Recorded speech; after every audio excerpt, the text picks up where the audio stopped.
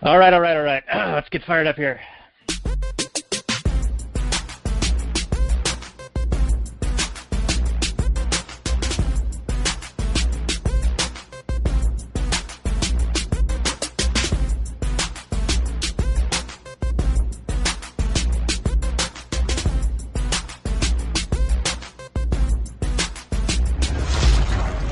Maximum freedom. Read. Stay on target. Maximum freedom. Stay on target. Maximum freedom. Read Rothbard.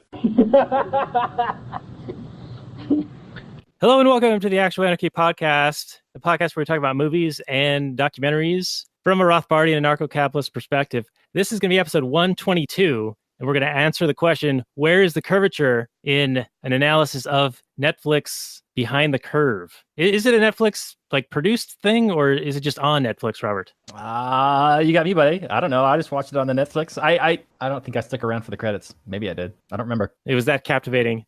Well, no, it's good. It's a good movie. All right. Well, it's me, right?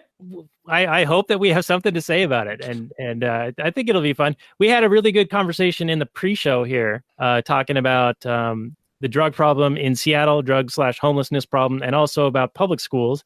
So that's available for Patreon supporters and also the live stream viewers who are with us right now. And you can get access to that stuff at actualanarchy.com/Patreon.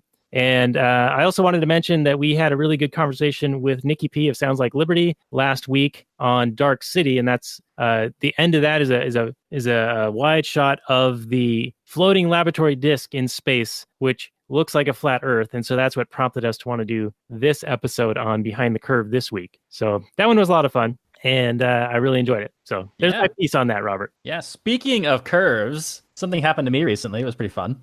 So I was, as you know, I'm a bit of a wiffle ball player. If you don't know what wiffle ball is, it's just basically like grown men playing baseball, but with these little plastic balls that can't actually hurt anybody. Anyway, so I was over in the park the other day, and I was super excited because it was really windy day.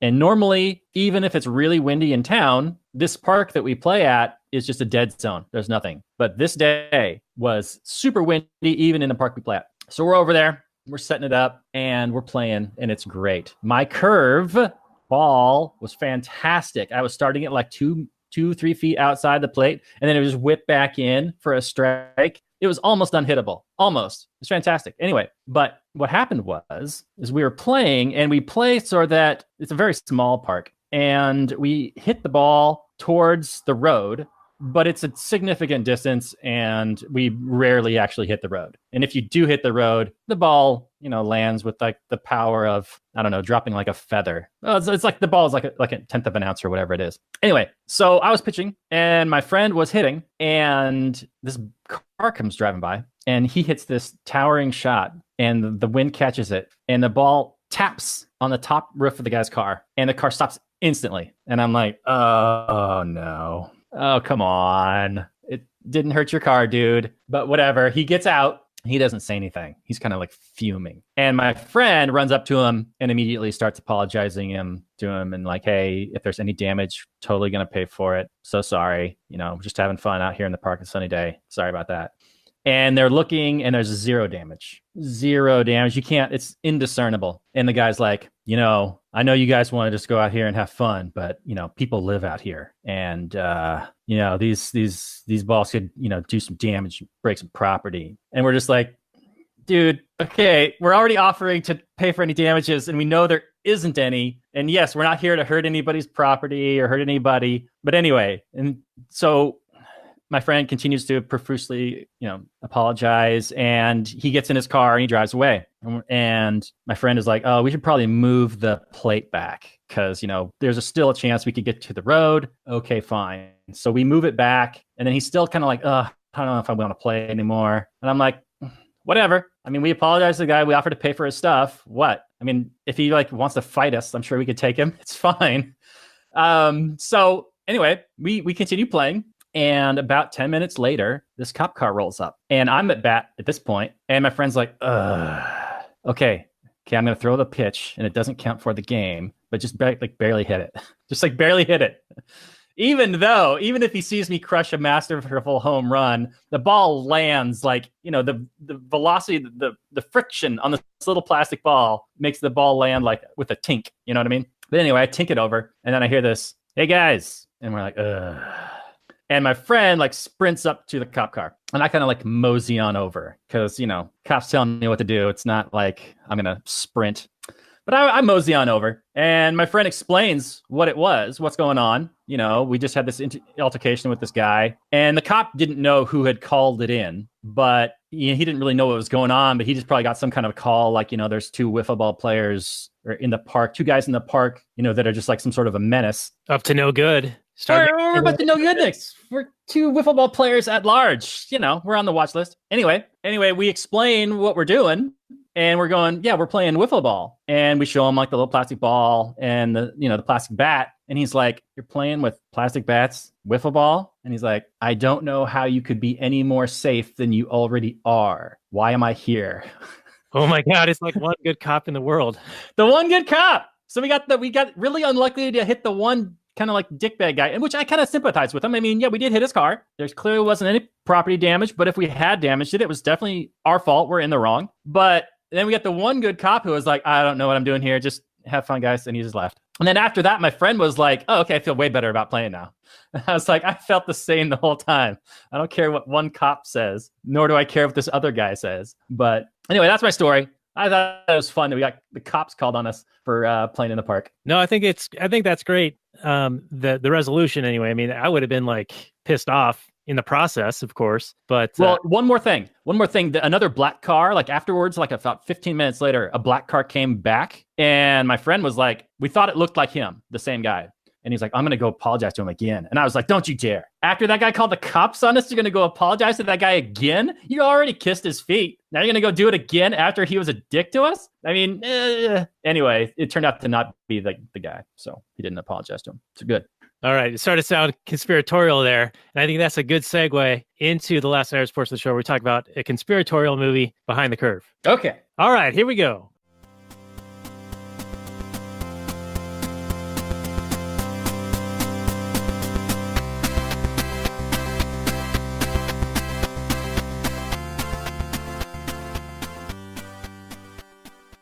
Hey everyone, it's Daniel Elwood and Robert Johnson. We are the Last Nighters, and we are on the Launchpad Media, where they're always launching new ideas in your direction. This is going to be episode 65 of the show. We're talking about a movie documentary called Behind the Curve. A few announcements before we get into this. Just recently released is the Volcomic Voluntarist Origins 2, and we are the centerfold spread in that. The Last Nighters is in the centerfold position, so open. How much to the nudity? Total facial nudity is seen in this. Sounds hot. Actually, technically zero nudity, because we are actually covered by face masks in our astronaut suits as we're floating in space around a glowing blue orb. Propaganda system that is the Earth, the planet Earth. Propaganda, sir. What are you working for NASA? Shilling for big NASA? That is what we're going to talk about tonight on this episode, Behind the Curve, which is a documentary about flat Earth people and how popular it's been becoming again recently. Yeah. So we're going to get into truth tellers. Finally. Yeah, it's about time, right? The bleeding edge of truth, of science, and all the good stuff. So this is episode 65, as I said. So you can find the show notes more at lastnighters.com/65. You can find it on thelaunchpadmedia.com. And also our Patreon is at lastnighters.com/Patreon. We have pre-show and post-show content galore for your viewing pleasure. So let's get into the El Google Descriptione, which is how we normally kick these things off. If you're ready, Robert. Hang on just a second. Okay, yeah, go. All right, good. All right, here we go. Behind the Curve, 2018 documentary, 1 hour, 36 minutes, 6.5 on the IMDb, 100% Rotten Tomatoes. 66%. 100? Right, but only 66% of Google users liked it. Well, those are trolls. They could be.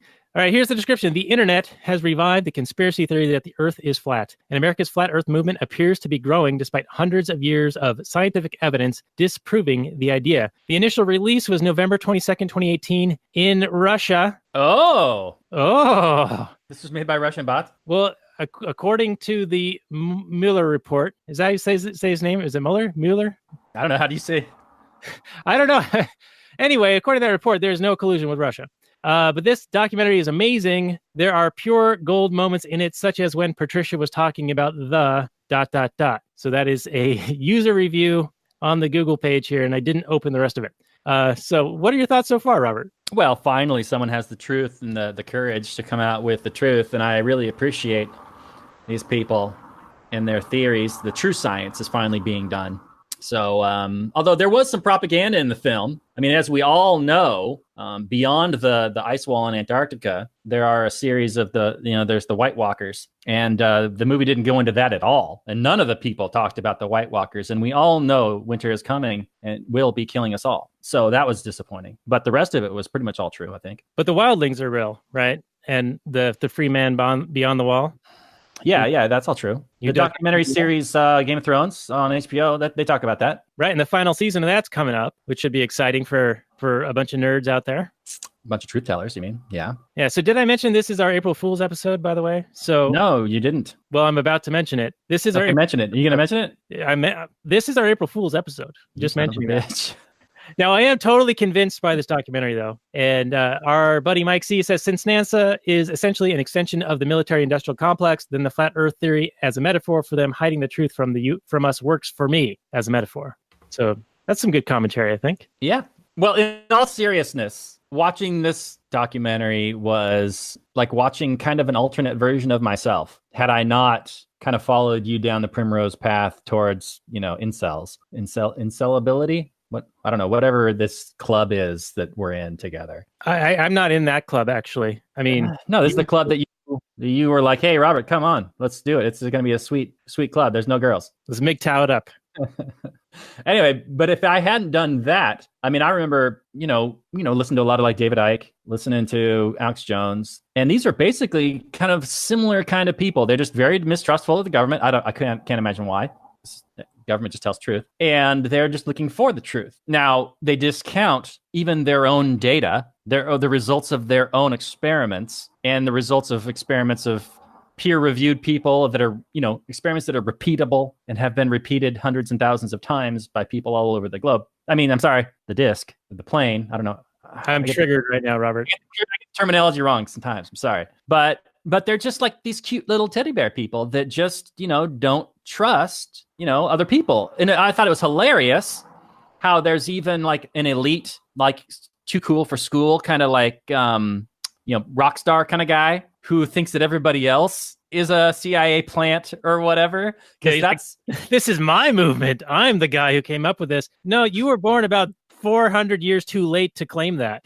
Or 1,000 years too late or something, Right, but it reminds me of all the people that accuse like Alex Jones of being like COINTELPRO or controlled opposition or whatever, because, these people would never actually, I mean, they're not even taken seriously enough to be even assumed to be a threat, but these people are not a threat in any kind of real true sense of the word. They're just like happy people that want to know the truth, but by wanting to know the truth, they believe some silly things. But 99% of the world believes in silly things like government is legitimate and democracy. Yeah. So do the things that they believe are any sillier than the average statist? I don't know.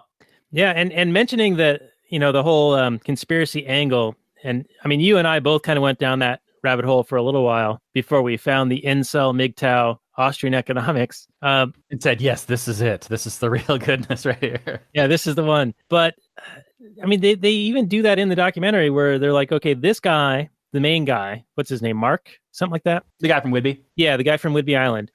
He was saying that he had gone through several progressions of, I was into this for a while, and then I was into this, and like, yeah, this whole like, computer graphic type like bookshelf with all these little titles on it. And I noticed that several of the book titles in there are actually true things, like declassified actual things like MK Ultra, Operation Northwoods, the global warming hoax was listed on there. So it's like they mix in like actual things, but then label them as conspiracy to kind of color them as all of these are crazy, out there, weird, you shouldn't believe in them or even question it kind of things. Like the whole label of conspiracy theorist is not a, hey, let's engage in debate and have discussion about this. It's meant to shut down. It's like the soft, you're a racist. Yeah, it's meant to shut down and shame. Like, not only is this wrong and bad and dumb, but it's you're dumb for even entertaining the idea. Right. And to believe in what the government like kind of gaslighting people. Right. And to believe like the narrative of like, say, the 9/11 Commission report. James Corbett has a great video on this. It's like 8 minutes long. And he's like, if you believe this, and this straight out of the report, then you might just be a conspiracy theorist. Because it's a hell of a conspiracy to have all of these events just happen to happen as outlined in the official report. In the official report, right? Yeah. So I'll post that on our show notes page at. But I mean, to be fair though, for the past 2 years, the mainstream media has been pushing this conspiracy theory of the whole Russia-Trump collusion thing, which we just finally kind of come out as bullshit. So, conspiracy theories are popular and they're everywhere, but certain conspiracy theories are demonized and while others are kind of like celebrated. Just depends on what your perspective is, I suppose. Right. And I don't think that you'll hear people call the Russiagate thing or whatever it's called a conspiracy per se. Like not in the same tinfoil hat sense where it's meant to like be like you're crazy unless it's on partisan lines. Like the conservative media might say something like, "Oh, it's a conspiracy," but the mainstream media. So I'm sort of like the ones that are pushing it. You mean? Yeah. They're not going to call it conspiracy, right? No, of course it's perfectly legitimate when they're doing it. Just like these flat earther people, I don't think they call it a conspiracy, do they? Or do they call like NASA a conspiracy against it? Right. And there's so much I want to like get into already. But the point about the mainstream media, they're doubling down. They're like, well, the report's 300 pages. We haven't looked at it all yet. Yeah. That's what you do when you've been running with a narrative for 2 years. You have to double down and triple down. It's like Smollett when he got called out for his bullshit. He said, no, double down, triple down, quadruple down. That's what you do. Right. Yeah. And he's still saying, oh, I'm innocent of lying about it and I was attacked and all of these things. And there's all sorts of like shadiness going on. Even the mayor, Rahm Emanuel, who never lets a crisis go to waste, is also like condemning him, which is surprising, right? Yeah. I mean, when even a scumbag like Emanuel is calling you out, maybe you really are a scumbag. I don't know. Yeah. I was like, that's pot calling the kettle black right there. Yeah. I don't know where. Yeah. Glass house is Rahm. You know what I'm saying? Does this man have no decency? Look in the mirror, dude. But anyway, what the fuck was I talking about? So they're not going to consider a conspiracy in the mainstream media, and they're going to double down. And we saw this also happen with the Covington stuff. Even when the longer, unedited version of the video shows that the original narrative was totally off base, totally incorrect, people were still clinging to the idea that these kids must be racists because they're wearing a MAGA hat and because this one kid's face happens to look like a smirk. Well, and I love the new defense I think that the New York Times is going with in the settling their defamation lawsuit. They're going with we weren't lying. We're just really bad at our jobs. Isn't that the greatest defense of all time? I mean, they're not wrong, but they're kind of wrong. I don't know. This is the New York Times. It's a shit rag. No one expects any kind of like good reporting to come out of it, do you? It's mostly just propaganda and spin. Yeah, one of the things I love seeing is like the Facebook ads for the New York Times or the Washington Post, like the truth needs you, or we have integrity and we need your support. Subscribe to us. And there's like 1,000 comments and 99% of them are, you guys are shitbags, liars, terrible reporters. There's a bunch of laugh reacts and all that stuff.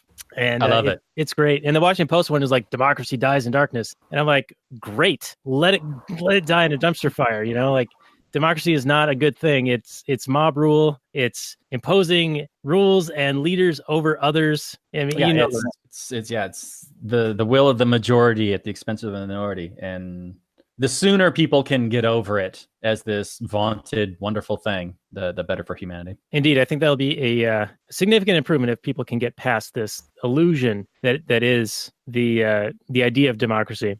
And that also reminds me of how this Mark guy talks about the eclipse later on. He's like, well, that's just the projection that they're showing you because we're in this controlled dome. Truman Show situation. He even brought it up. Right. He's like, that is literally what's happening. It's just much, much bigger. And so that begs the question, though, who made the dome? The lizard people? Is it the lizards? Or the power elite? It's just the elite, just like the corporate. One night they just built this giant dome, or was it like in Spaceballs where they surround it with a big old, or no, it wasn't. That's not Spaceballs, is it? Was that Futurama? What was that show where they come and they just clamp it down? No, I think that was Zim, Invader Zim. Yeah, that was Invader Zim. Never mind. Well, I don't think Spaceballs, they have a sphere around it, and they suck out the air with the Hoover. Yeah, but did you ever see Invader Zim? No, I have not. Okay, it's a cartoon back in the day on like Nickelodeon or something, and it's about this invading space alien guy. And one day he's flying out, but he finds out that the whole world, the sky is a projection because the planet has been stolen by this like world destroying trucker race of people. It's awesome. Anyway, that's what's happening in this situation. Right now, there is a bit of a grain of like philosophical consideration here, and that is anyway, wait. What happens when you shake up the snow globe? I mean, is that where the snow comes from? Yes. Yeah. Okay. That's what earthquakes are, Robert. Is it God shaking it up, or the elite shaking it up, or is it just like space Jesus? I don't know. You tell me. Don't ask questions. Turtles all the way down? Is the turtle like shaking? Turtles and tangerine juice, apparently. Okay, anyway, sorry, what were you gonna say? I don't even know anymore. What was the last thing I said? Let's rewind the tape. Yeah, I don't know. Oh man, you had something. Then I interrupted you. I had something, and it was gonna go all the way down the turtles.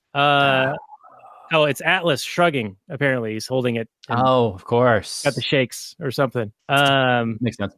Man, what was it? Oh, okay, yeah. So there's a philosophical point of consideration here, and that is this: like Plato's cave, where you're only seeing the shadows on the wall, and it's presented to you, and that's what you're raised in. That's all you know. How would you know any different? So let's say you are Truman, and you're born in this environment, and it really is a projection, and everything you see is contrived and scripted and planned ahead. And we saw this also in Dark City, right? Where we wouldn't really know any different unless somebody was able to break out of the Matrix or whatever. Right. And that's what these people are, right? These are the truth tellers who are breaking out of the Matrix and telling the truth to everybody else. Yeah, I think that's how they view themselves. And there's also a corollary to us in our economic leanings in feeling very similarly, like we're adherents to Austrian economics, and it's a very much maligned, not accepted view of even economics. Though we win like every debate. That doesn't matter. But you get what I'm saying, right? Like they view themselves as that, the Gandhi progression. First they laugh at you, then they something you, and then they fight you, and then you fight you, then you win. Right. And there's a progression, and I know Rothbard referenced it in some of his writings, but there was a guy who came up with this like progression of how scientific thought evolves. It's not linear. It's not like the Whig theory of history where what came later must be better than what came before. Like whatever was in the past is no longer valid or good. It's only the new stuff that matters because it's a constant progression in an accumulation of thought, an accumulation of like better ideas and better theories. When it's really more of something is a breakthrough, and at first it's maligned. People don't believe it. People think, oh, that can't possibly be true. And then over time, it finally becomes more accepted, and then it becomes the mainstream view. This is what everyone now believes, and it stagnates a bit. And then the next thing comes along a generation or so later, and it is similarly discounted on the initial concepts of it, right?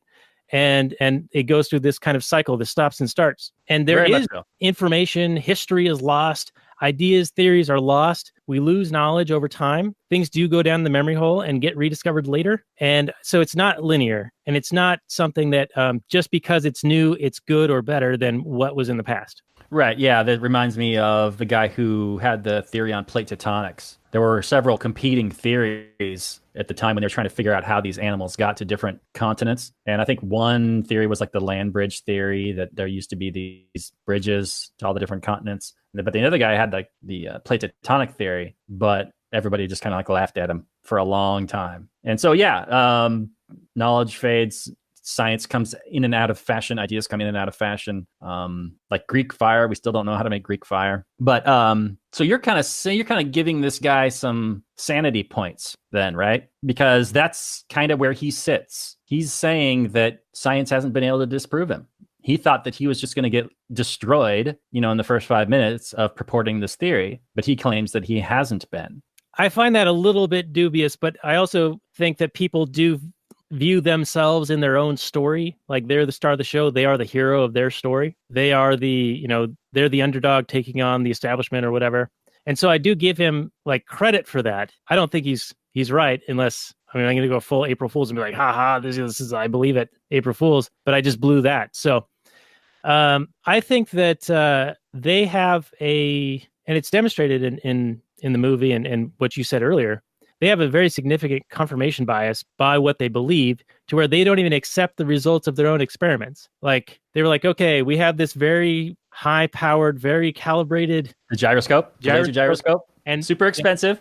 super expensive, and it's like high end. And if the Earth were moving, it would move like this amount, Like 15 degree shift per hour of drift. And then we ran our experiment, and there was this 15-degree shift, and there's supposed to be something wrong with this thing. There's gotta be something wrong. We gotta encase it in something that'll stop the like heaven rays that were coming down and interfering with their experiment. Well, they first tried a Faraday cage, which I think eliminates any radio wave, anything really penetrating it. And then he was like, well, that wasn't strong enough. So we need something like with the Heaven's Gate kind of stuff. We need some magical shit. Yeah, we need the magical shit. That's how we got to make this very expensive, very precise thing work, different than how it would work if the Earth were a globe. Well, and we've talked about this before, that confirmation bias. If you've made your living off of a certain thing, how much information would need to be presented to you in order for you to change your opinion when your entire livelihood is dependent upon it? Oh, so yeah. Like Alex Jones is like a paleo conservative guy, and he's makes his bones that way. No matter how much, anarchist thought, libertarian thought really you give him, he's still going to push the conservative, like constitution type stuff. Or this guy, or, any statist, like if you talk to a cop and explain to him how immoral his job is and blah, blah, blah.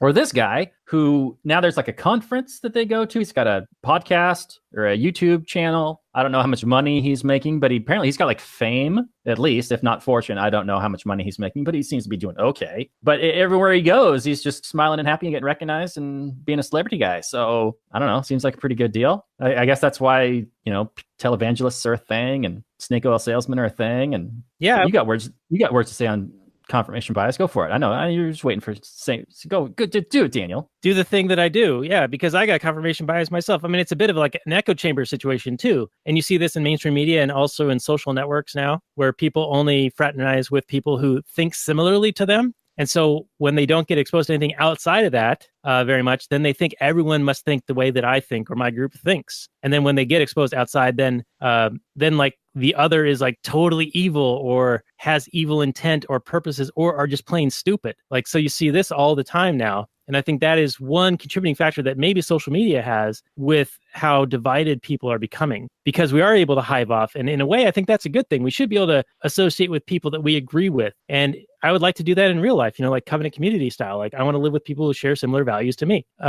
But back to the confirmation bias, just as a concept, I think you were hitting on like someone who makes their bones about like being famous for or known for a specific thing. They're going to be very resistant to being able to change course if everyone knows them and they become famous for a certain thing. And then if they were to be convinced of something else, then there would be resistance to them flipping on that, right?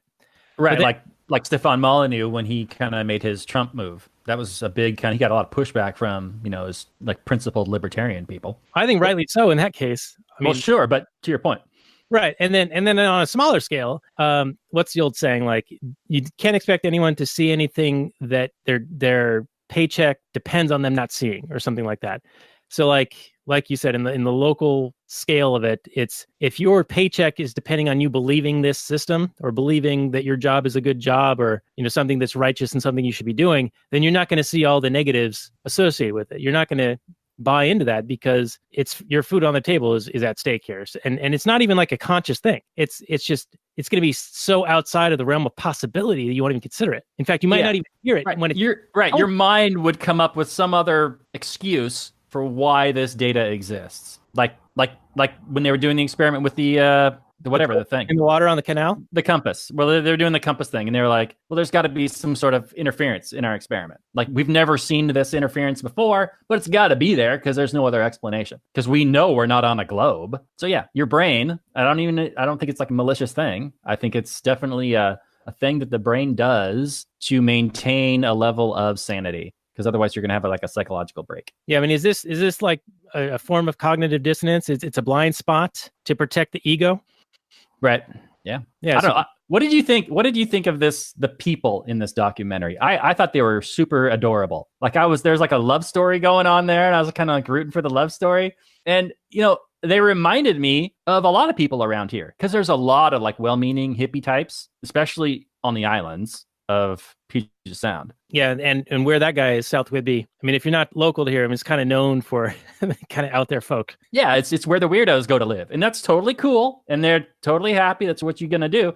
But I'm just, I thought they were just adorable people. Even if they believe silly things, God bless them. You go and do you. Right, and go ahead. No, well, at the end of the day, their main motivation is distrust in what they're being told, and I can't blame them for that. Right. And back to that confirmation bias thing, they're finding a community as a result of this. And it's sort of built upon, this distrust of what the government tells you. And I share that. Like, I don't believe anything they tell me. And that's a George Carlin quote, like, what's the first rule? Don't believe anything the government tells you.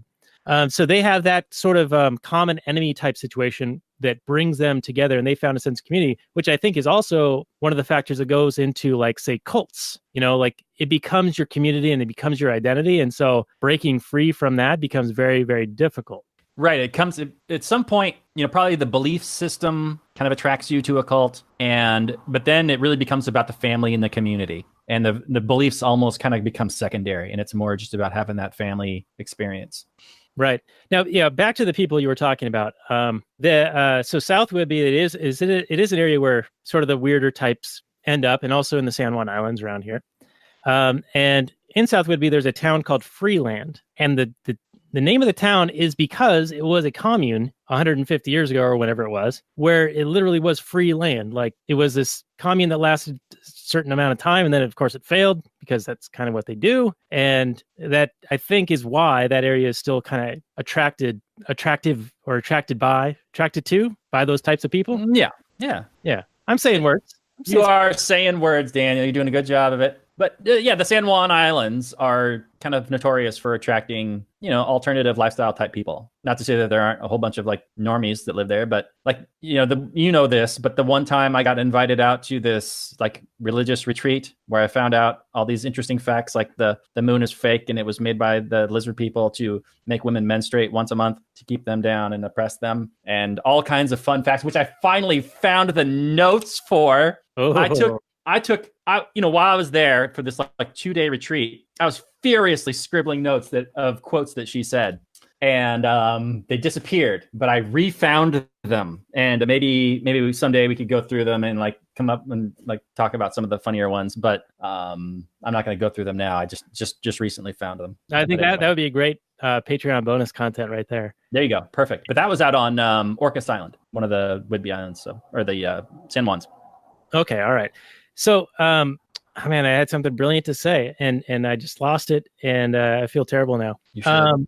So the moon, you said that the moon was oppressing women by making them menstruate. So the man in the moon is the original patriarch. Yeah, well, everybody knows that. Even though he's made of cheese and he's a projection on a screen.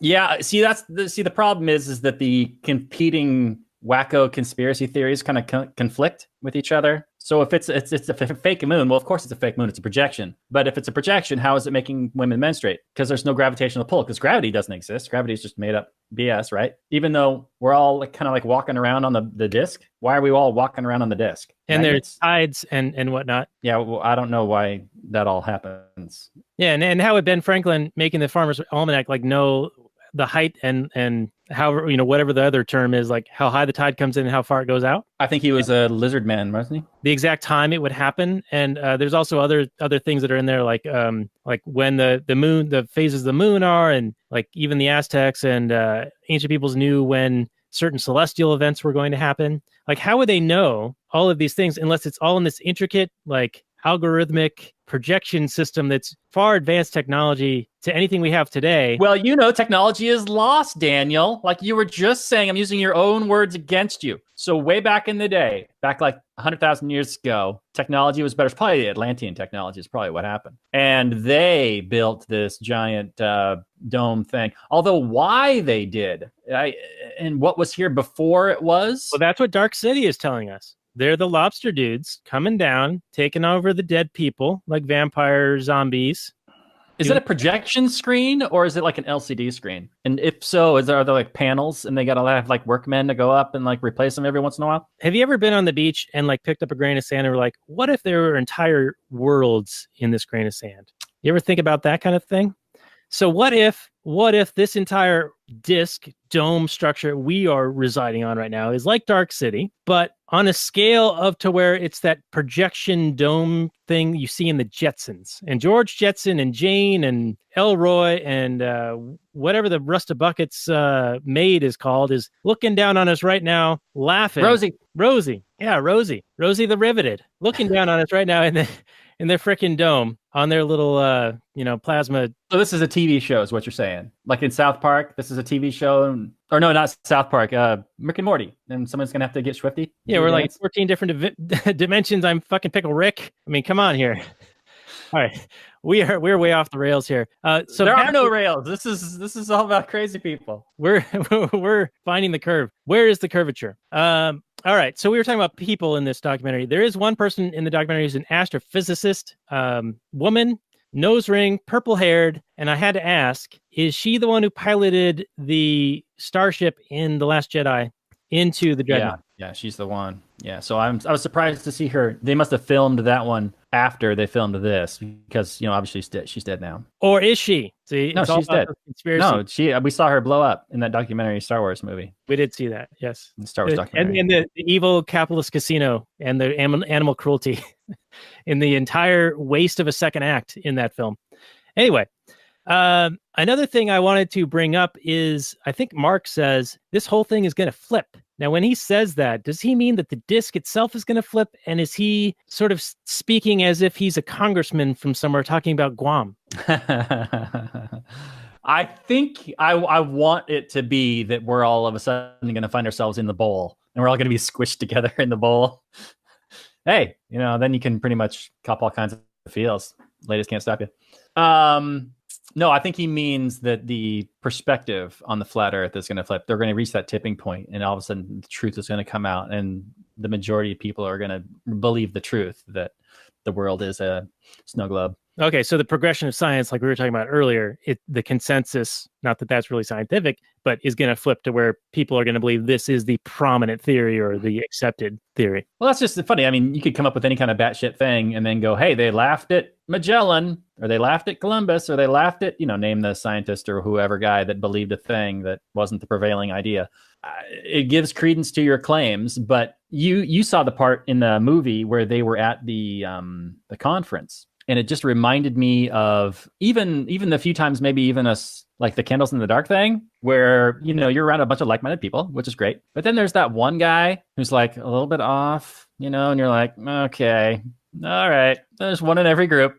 But in this group, there's like all of them. These are all those guys. And they're all like, everybody has a competing conspiracy theory to explain every little last thing in the world that they don't quite understand. And they all conflict. And it's just, I don't see it ever really growing, like as a movement, because they're all such individualists. They happen to be held together right now by this one common belief, but they don't agree on, they each think the other person could be a secret alien space Nazi person or whatever.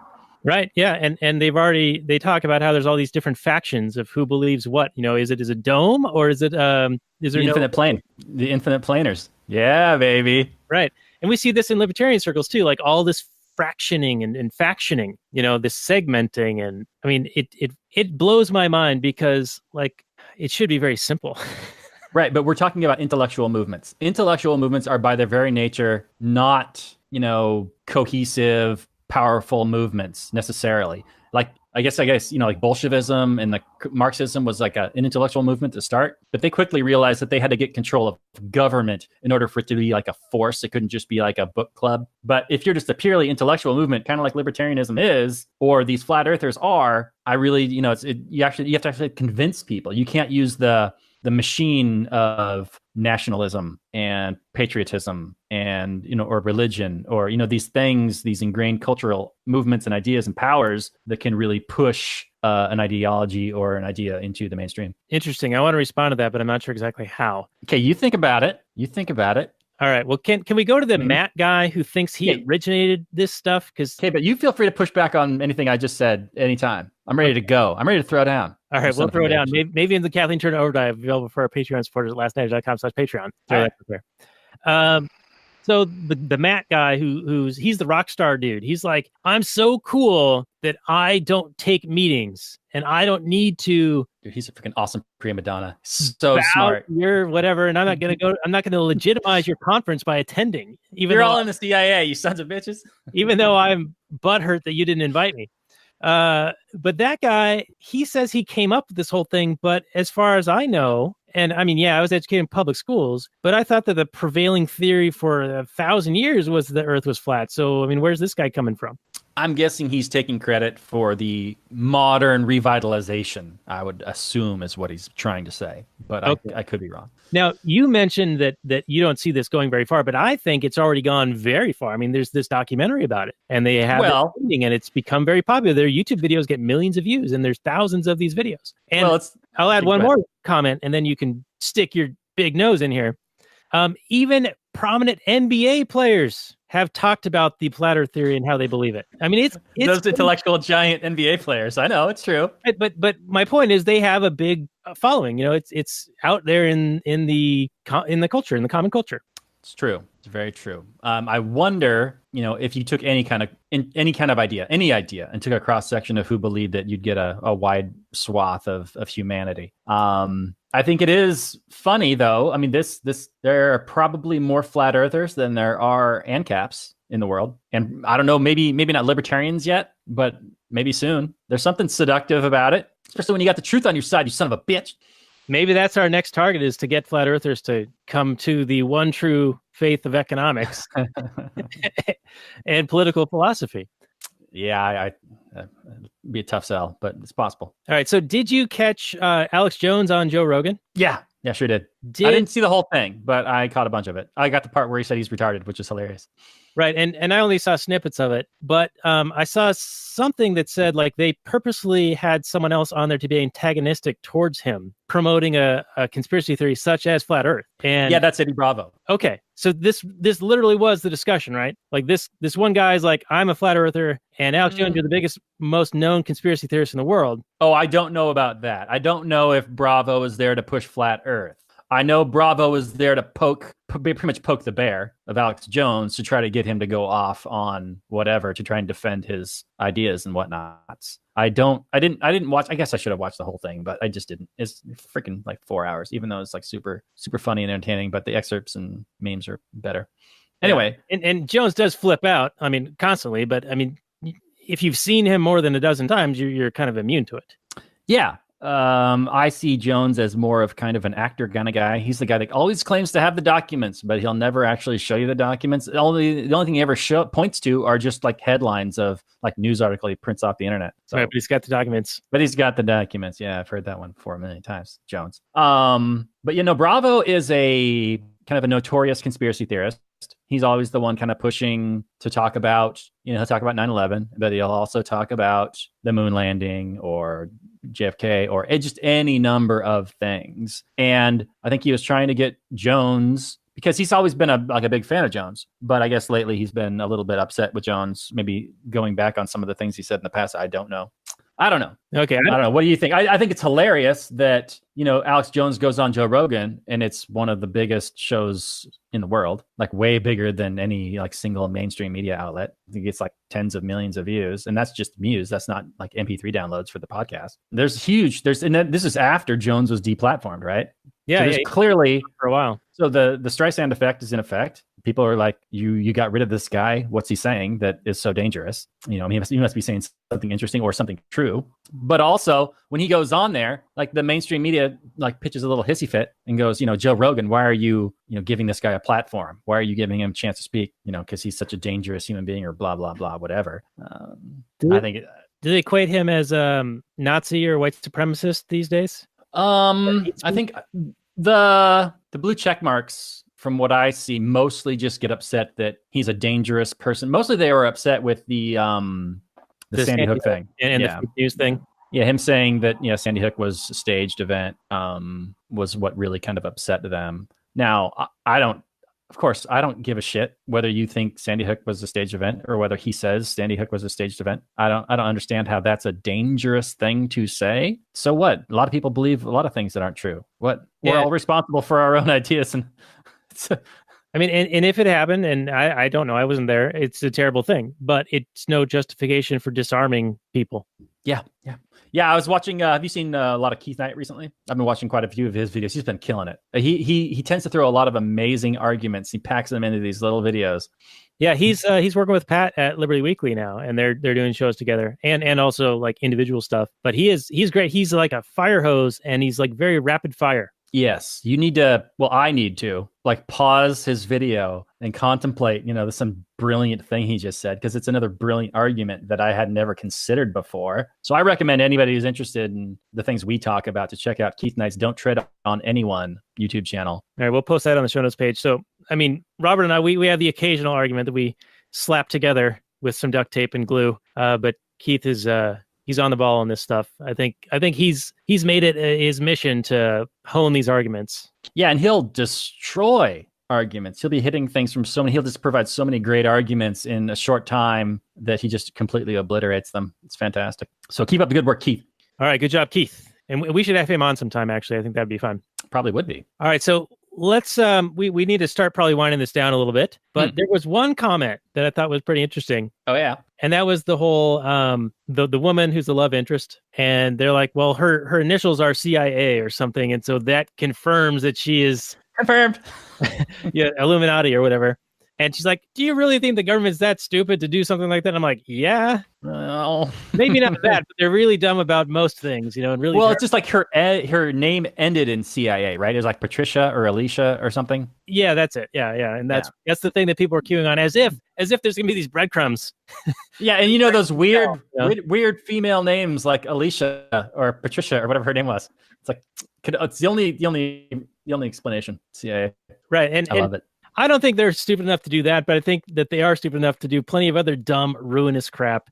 For sure. And they will hide things in plain sight because they don't give a shit. I mean, they're a monopoly. What do they care? Yeah, there's really no consequence, which is something we talked about in our pre-show, which, I think consequences and bearing responsibility for your actions and having individual responsibility is a big deal. And it's a way to temper behavior, and it's a market-based response, and it's all good things. One other thing I wrote in my notes, and this goes way, way back to my grade schooling days, where we talked about, there was this question posed in the class. They're like, all right, think of a bowling ball, a very smooth bowling ball, and then think of the earth. Now, if you could do either of these two things, make that bowling ball the size of the earth or shrink the earth down to the size of the bowling ball, which one do you think would be smoother to your touch? I assume you're trying to get me to say the earth would be smoother. That is the correct answer per my public education, because they basically said, all right, take the highest mountain, Himalaya, or Mount Everest, and the deepest trench, Marianas Trench. And the spread is like, what is it, 60,000, 70,000 feet, something like that. I'm sort of pulling numbers out of my ass here. But then if you were to compare that same difference on a bowling ball, the differences, even on a smooth ball, would be far greater than that proportionally. Wow. So you're saying that the earth was manufactured by precision German engineering. Now it makes sense. I'll bring it back to the Nazis. So the earth was manufactured in 1940, or 1930s probably, before the war, by Mercedes-Benz, BMW? I don't know. Probably, Porsche, yeah. VW? One of those. It was probably a joint effort. All right, so let's talk a little economics here, because there is a guy manufacturing things for sale for a market, and he makes this badass wooden motorbike with like an iPad control panel. It's electric, right? Yeah, it's fully electric, and it's very torquey, apparently. Like the one in Elastigirl's bike, which my kids love. They want an Elastigirl bike, even though they don't. Who does it? Understand? Badass. I mean, you need to have her powers in order to make it work like she does. But otherwise, it'd rip you in half. But but this guy was making these model like clocks, model scale models of this flat Earth, with the domes and the sides and the ice and all that stuff, and like the precise movement of the sun and the moon in relation to each other, painstakingly handcrafted. And I think he had numbered them, I think, and he was in like the 30s or 40s when he was demonstrating them. But I mean, the amount of time he spent making these things, I mean, what do you think he would have to sell them for to like make it worth his while? I mean, yeah, value subjective, but my word, hundreds at least, yeah. I mean, you're not selling them for like under $100. There's no way. You're just not making enough money. Even if he sold all 40 of them for $500, I mean, that's still not worth the thousands of hours he put into those, right? It's not a living wage, man. It's like below minimum wage. Yeah, it's below minimum wage, but it's a labor of love. I think all those guys are, they made a big deal out of that documentary being about the community and the happiness Like a couple of guys were like, man, I lost my family about this. I lost my friends, but I got these new friends and I'm a happy guy, blah, blah, blah. I mean, Happened to I me think it's with this it libertarian stuff. yeah. See, yeah, there's a lot in common with these guys. Yeah, and I hope that we're not like the fringe crazy people in real life. Like I think that these flat Earth guys are fringe crazy and like legit fringe crazy. Like you were saying earlier, the Magellan, everyone thought he was crazy and whatever. Yeah, there's those 1 in a million examples where it worked out, but there's the 99999 of where you are really a crazy person. Well, you know, kind of like how we fit in with normal society if you don't happen to be talking about politics or economics. I think these people fit in with normal society if you're just not talking about the globe. Like, I'm sure you could have a normal conversation with them about anything else, like just like anybody else. Yeah, I've got this. But are we fringe like they are? God, I hope not. I mean, we're more fringe, but I think our views are more grounded. They better be. I mean, we're right about everything, right? I mean, they believe they're right about everything, but we're really right about everything, right? See, and that's the conundrum. It's like this self-fulfilling thing. But I've got this great meme related to the pretending to be a normal person. It's a guy reading a book, and it says, "Okay, wait a minute. Wait, I thought of one. I thought before you finish that to fit in with normal society." Okay, wait. I thought of one way we're different. Okay, we're willing to accept new reason and evidence, right? And they were not. They were discounting the results of their own experiments. But they didn't see it as that. They even said that they would accept the results. Oh, they said that. But then when it came to it, they're like, oh, it must be wrong. So, you know, like, how can you trust yourself if you're so invested in that way? And I view a lot of scientific inquiry this way too. And I'm no scientist, but I think that there is a lot of, and it's not intended to be this way. It's not supposed to be a preconceived, like, I'm looking for this result, therefore I'm going to do this, this, and this. It's supposed to be... Right. A lot of studies actually do find the thing they were looking to find. Right. And especially when you get into economics and in the mainstream... Sociology, yeah, for sure. Right. And they're trying to divine theory out of statistics or experimentation that they've been doing. Anyway, yeah, I hope we're not in that same circle, but you wouldn't really know if you are. Back to, you know, Plato's like cave, right? Like maybe we are in that dark city dome. Yeah, I don't know. Maybe we are, Daniel. We'll have to think about this one, see if we actually are. Is there some experiment we could do that would prove whether we are or not? Does it involve going into a California trench? See, maybe their system is better than ours because they could actually go into a trench and prove whether they're right or not. Yeah, let's talk about that before we wind down. So the final test they do is this canal, and I assume that means that the water level is consistent, right? Yeah, I'd assume. For a distance long enough to be able to see if there is I guess it would appear lower on the horizon because it would be over the crest of the curvature. Well, they had two poles at either end and then one pole in the middle. And so then if the light hit all three poles at the exact same height, they would know they're on a flat Earth. But if there was variation, they'd know there's a curvature. Right. Initially, they couldn't focus it enough. Right. It's like a shotgun. Right. But then by the end, they redid it with like kind of a different way of doing it. Maybe a hole in the middle one. A pinhole. Yeah. They were shooting it through a pinhole. And then that would make it so it wouldn't be scattershot. Right. And they ended a little bit ambiguously. At least for me, I didn't quite catch it, but it seemed to say that, oh, it's way higher. Like, oh, I can't see it. Oh, raise it up higher, higher, higher. And then they raised it up 3 or 4 feet and then it caught the light. Right. Therefore demonstrating that there was a curve. Exactly. And then they go, that's interesting. And you wonder what outside theory is going to come in to explain that curve. Right, but it's literally roll credits right then, right? Like they don't let that sit and analyze it at all. It's just like that's the end. That's it. Make up your own minds. I don't know. I thought it was a fun movie. I recommend it to anybody. I think it's an interesting look into human psychology, and it probably reflects some of our own. You can see yourself in it.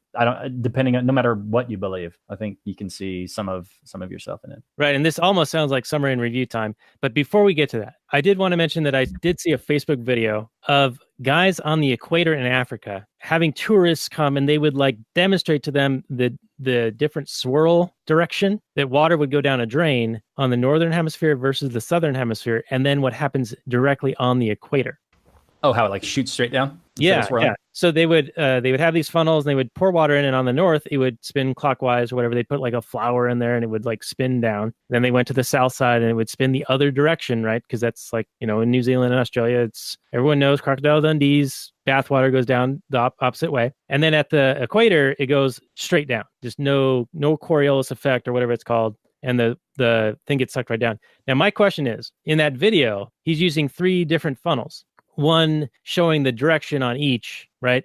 And do you think it's possible that you could doctor the funnel to get the desired effect? And so to really demonstrate the difference, he should be using the exact same funnel in all 3 locations. Probably. I don't think you can doctor a funnel to make water swirl a different direction. What if you rifled the spout and then the opposite, like corkscrew, and then nothing down the middle one? Because they were 3 distinct and marked differently funnels. Sounds like something you could do yourself.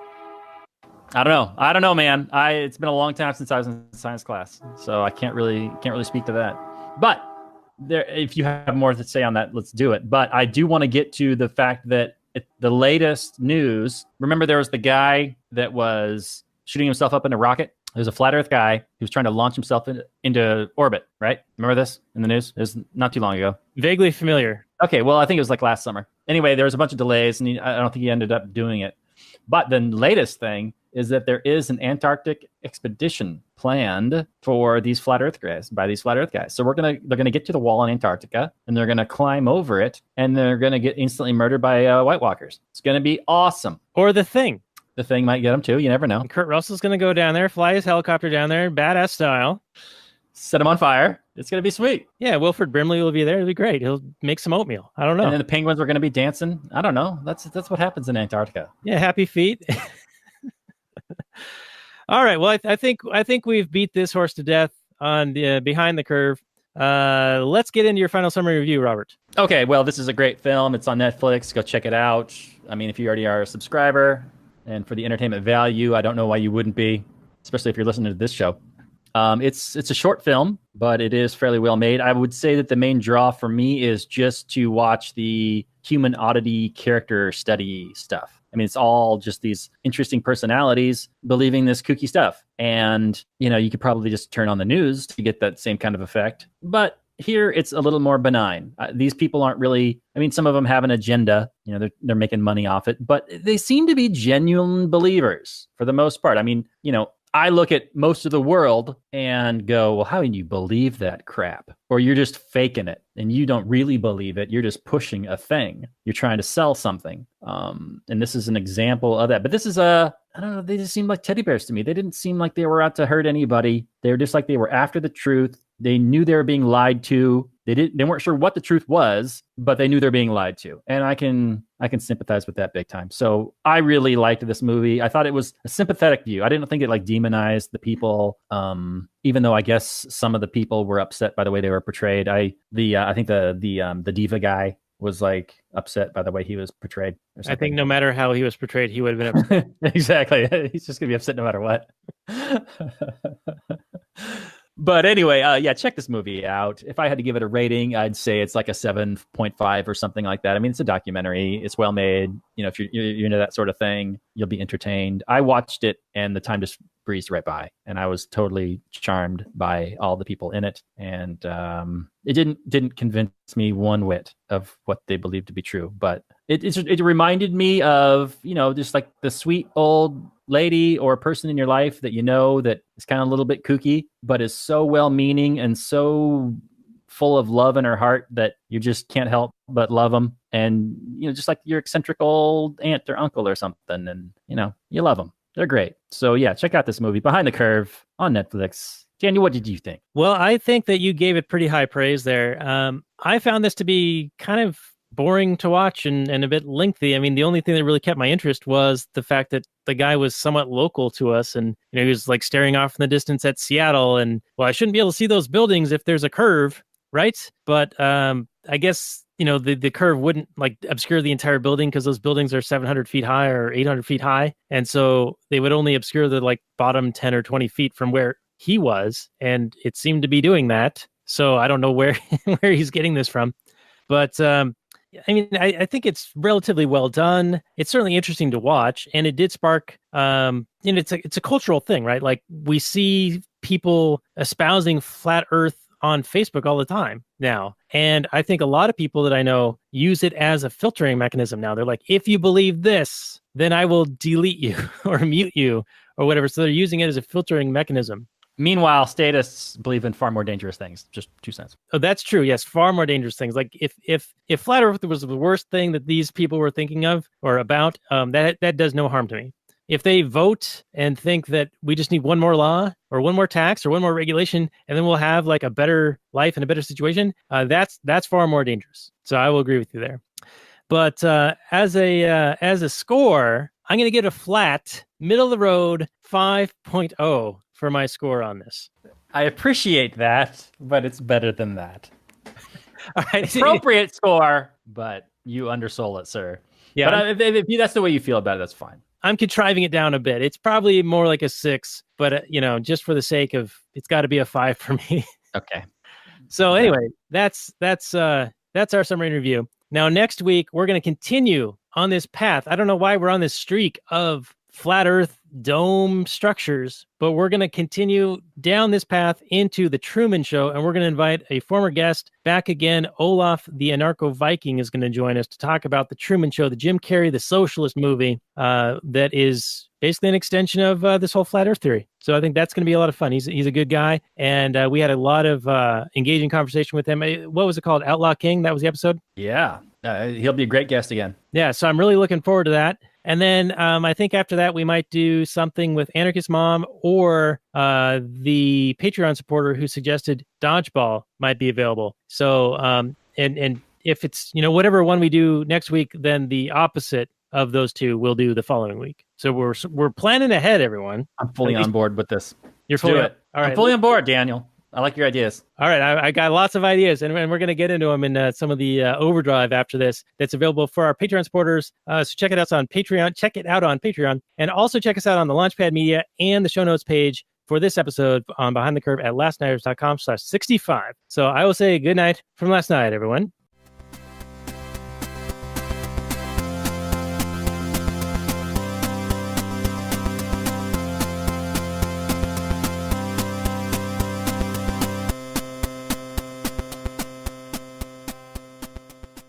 All right, we can continue the transmission for a few more minutes in the Actual Anarchy podcast. Robert, there was something I was saving for this, but I forget exactly what it was. It might have been a discussion about how we potentially had some bonus content from last night, but I blew it. Billy Madison style. You blew it because we were going to record, and then you were like, oh, dude, 7's too early. Maybe 7:30. I might sober up by then.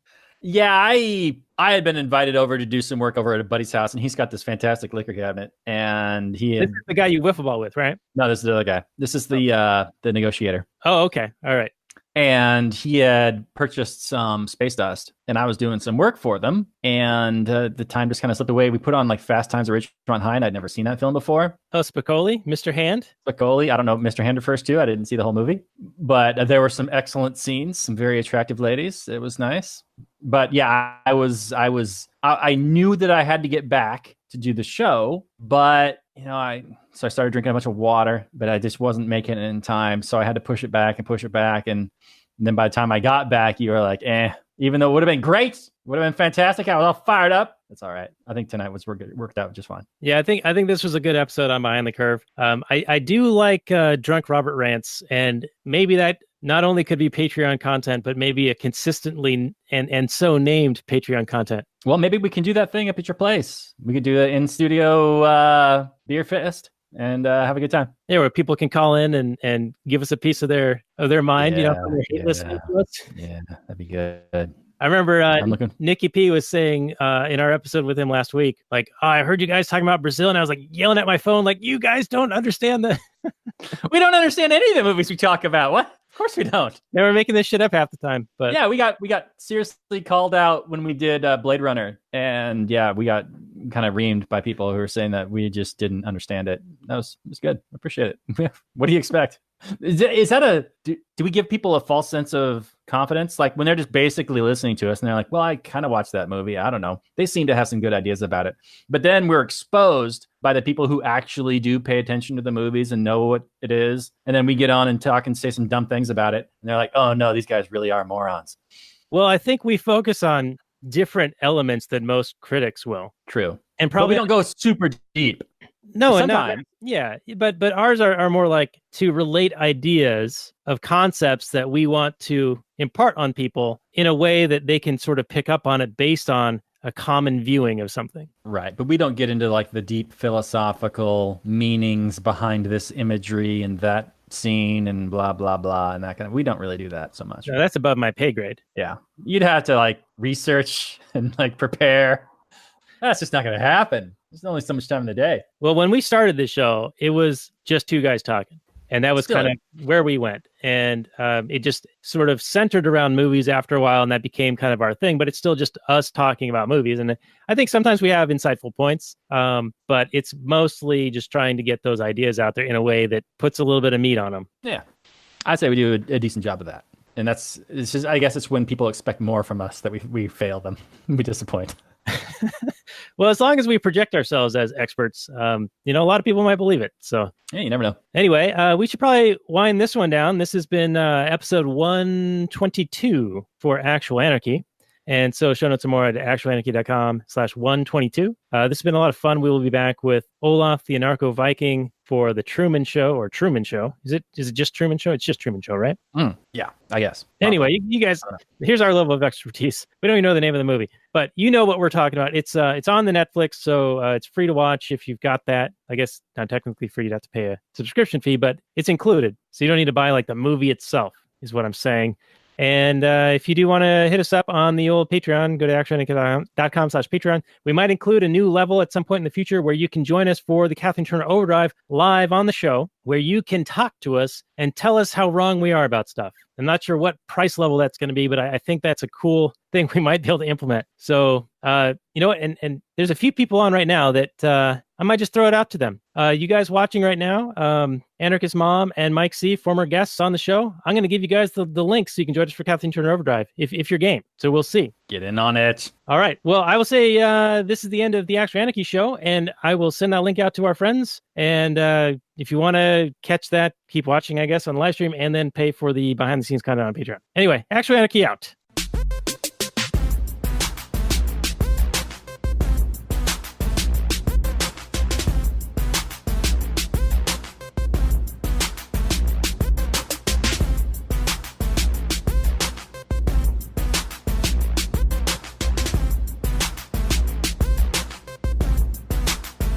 The Chipmunks. CHIPMUNK. We're the Chipmunks. Guaranteed to brighten your day. Do do do do do do do do do do do do.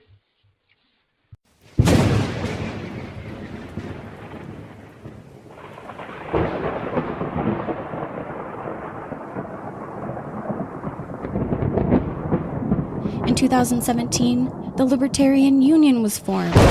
Finally, the average Joe Libertarian could find a thriving community of independent podcasters and content providers, all in one convenient location.